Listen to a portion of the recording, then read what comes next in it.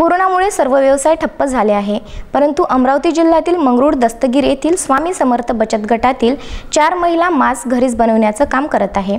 तसेच त्यांनी संपूर्ण गावामध्ये मोफत मास्कचे वाटप केले आहे। त्यांच्या या कार्याला विदर्भ न्यूजचा सलाम।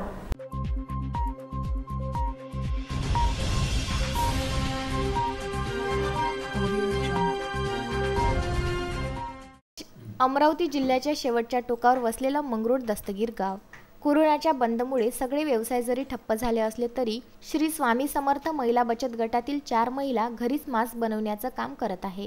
गावातील नागरिकांना संसर्गजन्य विषाणूपासून बचाव करण्यासाठी त्यांनी मोफत मास्क दिले।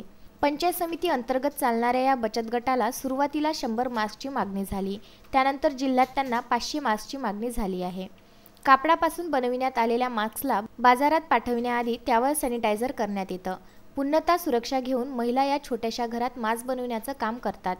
माझ्या गटाचे नाव श्री स्वामी समर्थ स्वयंसहायता समूह मंगरुळ दस्तगीर, तालुका धामणगाव रेल्वे, जिल्हा अमरावती, महाराष्ट्र राज्य ग्रामीण जीवनोन्नती अभियान या अंतर्गत आम्ही हे मास्क बनवण्याचे काम करत आहे। आमच्या गटामध्ये आम्ही 5 महिला काम करत आहे। त्यामध्ये आम्ही सदस्य पदावर आहे। योगिता तिजारे, मोहिनी जयस्वाल, जयश्री राऊत आणि रेखा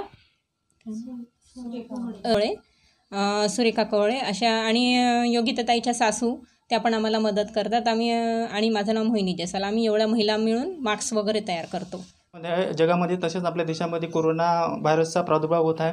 त्याच्या अंतर्गत आम्हाला जिल्हा स्तरावरून असे आदेश आलेले होते की जे काही बचत गट असतील त्यांना मास्क तयार करण्यासाठी तुम्ही प्रवृत्त करा, किंवा जे बचत गट तयार करत असतील त्यांची नावे आम्हाला द्या। त्याच्यानुसार आम्ही मंगरुळ दस्तगीर या प्रभागातील नाव स्वामी समर्थ या गटाचे दिले होते। त्याच्यानंतर त्यांनी आम्हाला या जिल्हा स्तरावरून 100 मास्कची ऑर्डर या गटांना द्या असं निर्देशन केले होते।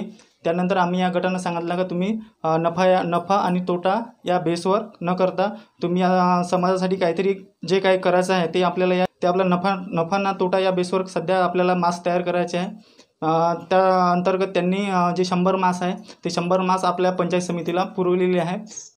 न नफा न तोटा अशा उद्देशाने एक मास्क 15 रुपये किमतीत विकला जातो।